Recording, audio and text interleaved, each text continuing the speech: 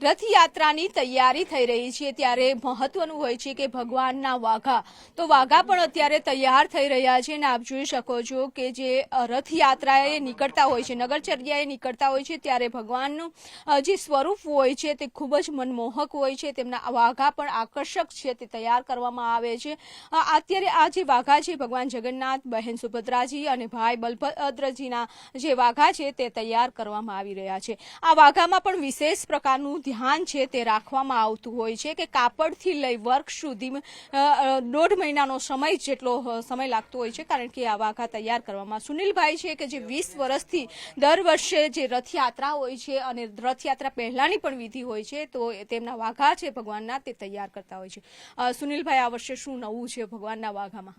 જય જગન્નાથ. આપણે અખાત્રીજના દિવસથી મુહૂર્ત કરતા હોય છીએ અને વિવિધ જગ્યાએથી વિવિધ સિટીમાંથી પણ આપણે કાપડના સેમ્પલ પણ મંગાવતા હોય છે. આ વખતે ખાસ કરીને બનારસ છે, વૃંદાવન છે, સુરત છે, અલગ અલગ જગ્યાએથી અલગ અલગ કાપડ મંગાવેલા. એમાં ખાસ કરીને વિશિષ્ટ રાજસ્વી શણગાર જે રાજાશાહી રજવાડી તો આપણે કરતા હતા પણ જે રાજસ્વી વર્ક હોય છે એ પ્રમાણે હેવી ચણિયા ચોળી આ વખતે ખાસ સુભદ્રાજી માટે બનાવડાયેલા છે. એ જ પ્રકારના વર્કમાં આપણે જગન્નાથજી ભગવાનના અલગ અલગ વિવિધ પ્રકારના વસ્ત્રો બનાવેલા છે અને ખાસ કરીને આ વખતે વિશેષતા એ છે કે એક જોડી વસ્ત્રો તો એવા ગજી સિલ્કના જે હેવી હોય છે ગજી સિલ્ક એના ગજી સિલ્કના પણ વસ્ત્ર બનાવેલા છે, વેલ્વેટના પણ છે અને સિલ્ક ઉપર એવી રીતે અલગ અલગ વિવિધ પ્રકારના વસ્ત્રો બનાવેલ છે. આ વાઘા છે તેમાં કયા પ્રકારનું વર્ક છે તે કરવામાં આવી રહ્યું છે? આ વાઘાની અંદર અલગ અલગ પ્રકારના જે કલર છે એમાં અલગ અલગ પ્રકારનું વર્ક છે.